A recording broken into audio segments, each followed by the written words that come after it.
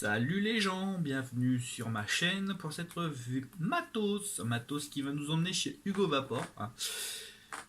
C'est rare, j'en ai pas eu souvent, j'ai eu que la Squeezer. Là je repars sur un mode de Squonk de chez Hugo Vapor, la Sora. Voilà, donc tout de suite on va voir l'unboxing, la caractéristique de la petite box et ensuite on fera un test de vape. Pas tout de suite.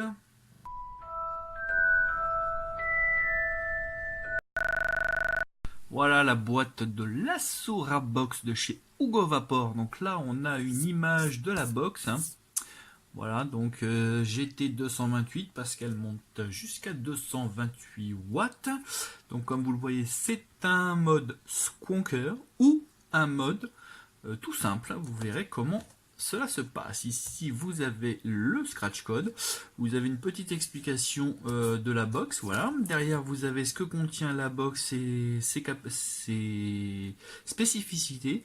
Donc là, elle monte de 1 à 228 watts. Elle a une résistance de 0,06 à 3 ohms.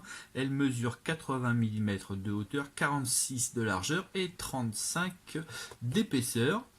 Le Squonker, vous rajoutez un petit peu de taille, puisque vous rajoutez 15 mm.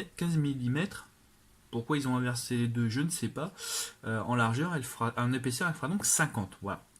Elle a un écran OLED de 0,96 pouces. Elle fait du TC. Donc là, vous montez de 100 à 315 degrés centigrades.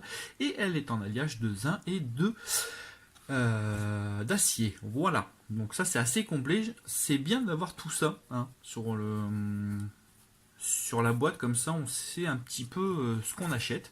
Là derrière vous avez voilà, un numéro batch. Vous avez également la couleur. Donc là comme vous voyez c'est la couleur jaune.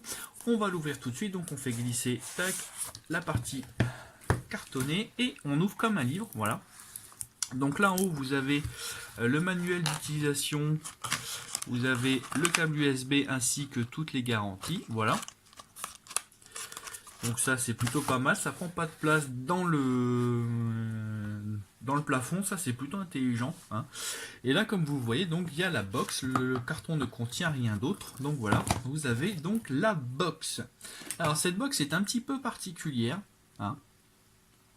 Comme ça se voit pas forcément, mais là vous voyez qu'il y a une rainure. Pourquoi? Et bien tout simplement, ça c'est la partie Squonk, voilà. Vous voyez, vous avez donc la bouteille qui fait 8,5 ml de contenance. On se dit normal. Et pourquoi cette rainure? Et bien tout simplement parce que si vous voulez pas l'utiliser en Squonk, vous en avez marre, vous dites bon allez, j'en ai marre du Squonk, je veux changer, et bien tout simplement vous retirez cette partie. Et vous avez une box double AQ qui ressemble beaucoup à la Battlestar, voilà, à ce genre de box. Donc ça c'est plutôt original. C'est vrai qu'on n'a pas l'occasion de voir ça souvent. Moi je trouve que c'est pas forcément mal parce que c'est vrai que on utilise le Squonk, mais des fois on se dit la box est jolie, j'ai pas forcément envie de l'utiliser en Squonk. Et du coup on met un dripper classique ou un atomiseur et puis on perd en fait le Squonk. Et ben là vous n'avez pas ce problème, là tout simplement. Voilà, il suffit d'enlever la partie Squonk et pouf, vous avez une box classique. Donc voilà, ça c'est plutôt pas mal.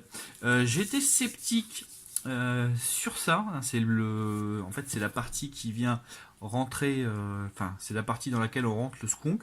J'étais un peu sceptique, je me suis dit, pouf, un petit truc comme ça à mon avis, ça doit être propice aux fuites. Alors oui et non, oui et non.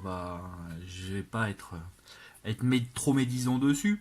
Comme toutes les Squonk, quasiment toutes les Squonk, il y a du jus qui coule, ça c'est une obligation. Honnêtement, le seul mode Squonk sur lequel j'ai aucune fuite, c'est bien la Topside, parce que son système justement est fait pour empêcher les fuites. C'est bien la seule qui marche. Mais contrairement à d'autres box que j'ai eu en main en Squonk, celle-ci n'est pas pire que les autres, ça coule. Ça coule là en fait sur cette partie-là, ça coule le long de la bouteille, mais relativement ça coule pas en dessous. Donc déjà ça c'est pas mal, on n'en a pas forcément plein les doigts, ça c'est pas mal non plus. Le système, on peut être en effet assez sceptique, mais au final il est pas si mauvais que ça, on va dire. Il marche correctement. Alors, il y a des conditions sine qua non. Par exemple, moi, ce qui m'est arrivé, c'est que voilà, j'avais enlevé la bouteille. Alors ça, d'ailleurs, c'est un petit souci à mon sens. Alors pour l'enlever, il y a aucun problème. Vous mettez votre doigt, vous la faites glisser, tac, vous la prenez, tac. Ça, il n'y a pas de problème. Voilà. Moi, mon petit souci, c'est pour remettre la bouteille. Hein, je m'explique. Déjà, je trouve que c'est hyper galère. Je sais pas pourquoi, je sais pas comment ils ont fait leur truc. Mais déjà, le tuyau bouge énormément. Il bouge énormément. Hein. Une fois est trop court, une fois est trop long. Bref, moi j'ai le sentiment qu'ils l'ont fait un peu à la va-vite. Bon, voilà, c'est mon sentiment. Du coup, en fait, il faut la prendre déjà par là, hein, comme ça vous risquez pas d'appuyer trop et faire sortir votre jus. Voilà, vous la poussez un petit peu par le cul, mais vous voyez ça rentre pas hyper top. Ça rentre pas hyper top, c'est assez. Là, le tuyau il est vachement rentré, il est vachement redescendu dans la box. Du coup, voilà, le système il est pas hyper bien pensé, bien fini. Bon, voilà, à ce niveau-là, j'ai été un petit peu déçu. Voilà. Après ça, la bouteille, elle est suffisamment rigide et suffisamment souple pour avoir aucun problème niveau skunk. Hein. Ça, le système, même s'il paraît bizarre comme ça, il remonte bien dans le dripper, il n'y a aucun problème là-dessus. Ça, à ce niveau-là, ça marche bien. C'est juste que je sais pas. Faut dire. Alors, il y a aussi quelque chose qui joue, c'est que je suis passé de la topside que j'ai trouvé topissime, justement, c'est qu'à de le dire, euh, qui ne souffre vraiment d'aucun défaut apparent. C'est juste une question de design entre guillemets hein, voilà, pour vous montrer, j'ai la topside ici. Voilà, ce qu'on peut lui reprocher, c'est ça. Pourquoi avoir laissé les vis apparentes? C'est un peu con. Cette partie-là, elle est moche alors que le reste de la box est super belle. Voilà, pourquoi avoir laissé ça? Mais c'est un problème de design, c'est un problème de goût. Le système skunk, hein, dévisser le haut, remplir sa bouteille de 10 millilitres. Du coup, ça peut pas couler en dessous puisque c'est fermé hermétiquement. Vous appuyez, ça remonte direct. Passer de ça à un skunk, on va dire classique, bah mine de rien, ça fait bizarre. Voilà. Donc quelque part, la Sora, du coup, est dévalorisée. Hein. Je la dévalorise sans le faire exprès. Parce que, pas relativement, c'est une bonne box. Elle est un peu grosse. Regardez, quand je la prends en main, mes doigts ne touchent pas. Elle est un peu grosse, elle me rappelle un peu la Rollo, pour ceux qui l'ont connue. C'est vrai que ils n'ont pas cherché à gagner de la place. Hein. Ils n'ont pas cherché à gagner de la place. Ça, c'est évident. Par contre, voilà, comme on peut le voir, on a un écran qui est de très très bonne qualité, il est normal, écran OLED, hein, ça, il n'y a pas de problème. On a vraiment toutes les informations, la batterie assez précise qui dure bien longtemps, les ohms, les volts, les ampères, on a le type de mode, le sous-mode, on a même l'heure, donc voilà, et le nombre de puffs. Que demander de plus? C'est réactif, hein, ça, il n'y a pas de problème, vous verrez tout à l'heure en test, c'est hyper réactif, il n'y a vraiment aucun problème. Je l'ai pris jaune parce que j'avais envie de l'avoir en jaune. J'avais pas de box jaune, donc je me suis dit, bah tiens, c'est l'occasion. Les gravures sont super sympas. Je la trouve un peu grosse. Elle est lourde, oui. Oui, bah forcément. Hein. C'est quasiment une triple AQ du coup, avec cette forme, c'est quasiment une triple AQ. Mais ça va. Dans le genre box, pour moi, la G-Box Conk 200 watts était plus lourde encore. Elle était plus lourde. Celle-là, je la trouve plus ergonomique. Le bouton Fire, les boutons sont généralement plus sympathiques que sur la G-Box. Et surtout, pour l'instant, évidemment, celle-là ne souffre pas du problème que j'ai eu sur 3 G-Box 200 watts. Hein. Donc c'est pas un problème lié à une seule de mes box, c'est vraiment un problème, je pense, de la série. C'est que quand je changeais les accus et que je les remettais, bah, la box se rallumait pas. Il fallait que je joue avec les accus pour vraiment rallumer la box. Ça, c'était un petit peu casse-couille. Je vais être honnête, hein, ça m'a vraiment vraiment fait chier, mais puissamment. Parce que voilà, ouvrir 20 fois la trappe à accu pour remettre les accus, pour essayer de rallumer la box, franchement, c'est au bout d'un moment, on a envie de claquer la box. Et d'ailleurs, honnêtement, je n'utilise plus les G-Box parce que clairement les autres marchaient mieux, donc je dis de la merde. La forme est sympa, mais franchement, si c'est à galérer à chaque fois pour remettre un accu, voilà. Là, sur la Sora, j'ai pas eu ce problème-là. La trappe est pas hyper bien pensée, elle est vachement dure. Il faut appuyer de tous les côtés, voilà, c'est pas hyper pratique. Par contre, une fois que c'est mis, alors là, par contre, vous avez aucun problème, hein, pour une fois que c'est mis, quoi. Là, comme vous le voyez, ça se rallume directement. Donc là, j'ai aucun problème. Ah si, petit truc qui m'est arrivé aussi, qui arrive souvent, c'est que quand je remets la trappe du skunk, ce qui arrive, c'est que regardez en bas, hop, souvent j'ai l'aimant qui vient en fait se coller. Il est pas collé dans la languette, donc du coup il vient facilement se coller à l'autre aimant, et du coup ça crée un petit jour. Donc il faut bien faire gaffe à ça, tout simplement parce que si ça vous arrive, euh, j'ai pas fait exprès, ouais, ça arrive assez souvent, hein. Je dirais que ça m'arrive une fois sur trois à chaque fois que je change que je remets du liquide. Ah putain, je l'ai pas fait exprès, désolé, je le fais vraiment pas exprès. Mais comme quoi, vous voyez, c'est un problème qui est vraiment là. Et donc, comme je vous disais, c'est un problème parce que si vous ne faites pas attention à ça, en fait, ce qui va se passer, c'est que vous allez créer un jour dans votre partie skunk. Et tout simplement, en fait, vous allez skunker de l'air. Et du coup, vous allez avoir du mal à appuyer, enfin, vous n'allez pas avoir du mal à appuyer sur la bottle, mais vous allez du mal à avoir du liquide dans le dripper. Donc voilà, c'est pour ça qu'il faut bien faire attention à ça. Au début, je me disais, zut, le skunk qui marche pas très bien. En fait, en regardant bien, je me suis aperçu qu'il y avait un petit décalage. Voilà, ma box était comme ça. Et en fait, voilà, vous aspiriez de l'air, donc du coup, le skunk n'était pas bien fixé. Et voilà, ça déconnait un petit peu. Donc voilà, je tenais à le signaler quand même. Parce que je sais pas si c'est juste moi ou si c'est un problème récurrent aux Asura, mais vraiment, cette partie-là, elle est pas hyper bien fixée. Voilà, voilà. Qu'est-ce que j'ai d'autre à dire sur cette petite box? Voilà, pour rentrer dans les menus 1, 2, 3, hein, ça c'est typique. Là, vous rentrez dans le mode Power, Nickel, Titan, SS, Bypass, CI et Power pour valider. Vous faites, voilà. Pour rentrer dans le menu, vraiment, vraiment rentrer dans le menu, là c'est juste changer le mode. Pour rentrer dans le menu, c'est 1 plus et Fire.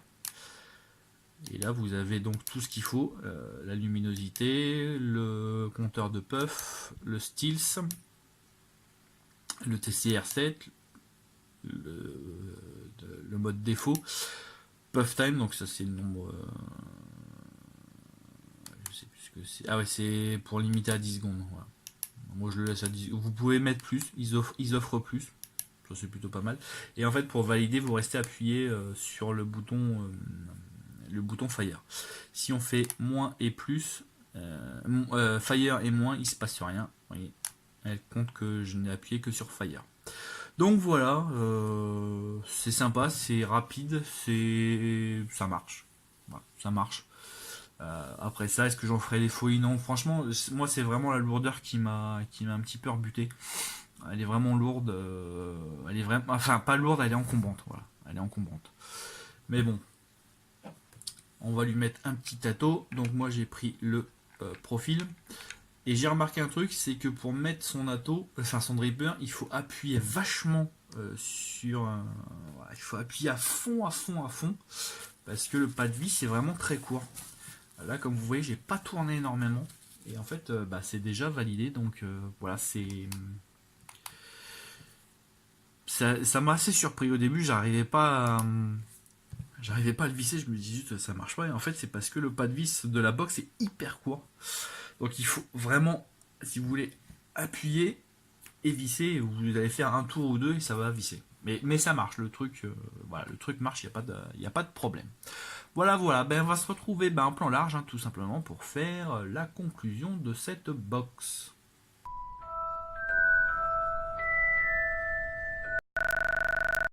Voilà, donc une box sans trop de défauts majeurs, à part vraiment voilà, dans la main, ça fait quand même imposant. J'ai une G-Box qui traîne là. Ouais, sensiblement, c'est un peu la même chose. La G-Box était plus longue, mais elle était moins large. Voilà. La Sura est un petit peu plus large, donc du coup, ça fait un petit peu la farce.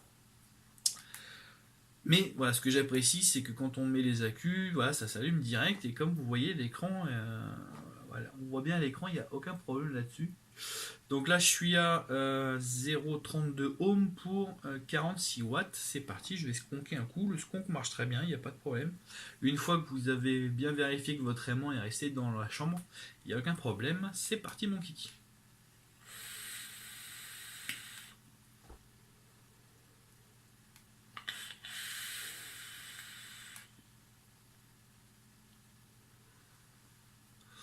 Voilà. Donc temps de réaction assez rapide, il n'y a pas de problème. Il n'y a pas de temps de latence. Le skonk marche bien. Hein, il n'y a pas de souci. Je l'ai essayé avec plusieurs coils, plusieurs types de coils. J'avais un coil en NI80, je crois. Ouais, si ça du NI80, je devais être à 0,27 ohms. Il chauffait super vite, il n'y a pas de problème. Là, j'ai remis du NI80, mais un petit peu plus haut, parce que là, je suis quasiment à 0,40.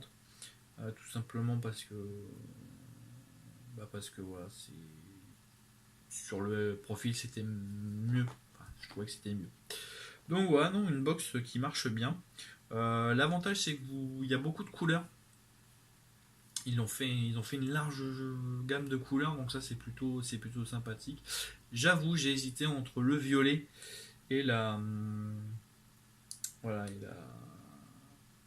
et la jaune. Bon, je me suis dit allez la jaune, j'ai jamais eu de jaune. Du violet j'en avais, du jaune j'en avais pas, donc voilà, je me suis dit allez, on va tenter la jaune.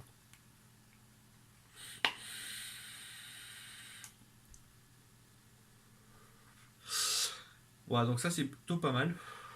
J'ai pas une Misfire. J'ai commencé à en avoir sur la Throne que j'ai déjà présenté.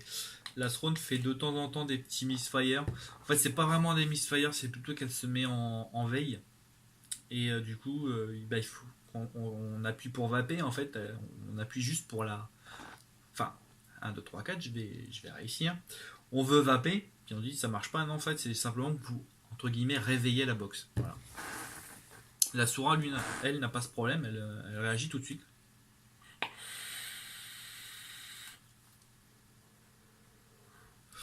Et voilà, niveau de la batterie, c'est une double accu qui tient les accus. Elle est pas pharaonique à ce niveau-là, mais déjà je trouve qu'elle tient mieux que la G-Box. Ça je trouve, de ce que j'ai pu voir en tout cas, à puissance plus ou moins équivalente, je trouve qu'elle tient mieux.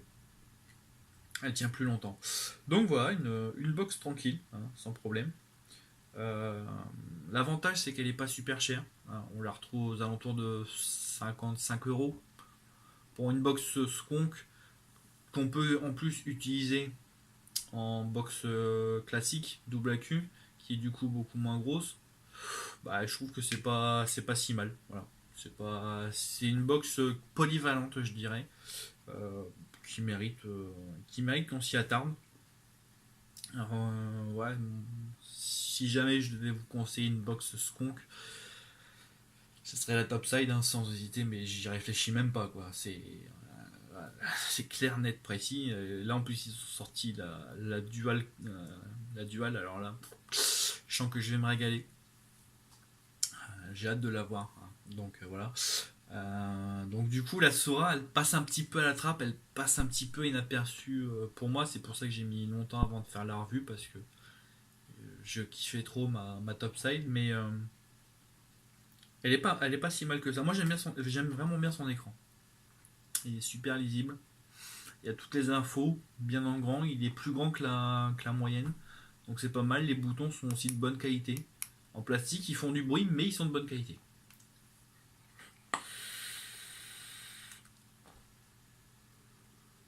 Voilà pour cette box Asura Skunk. Voilà, voilà. Et bien sur ces bonnes paroles, je vais vous dire au revoir et à bientôt pour de nouvelles aventures.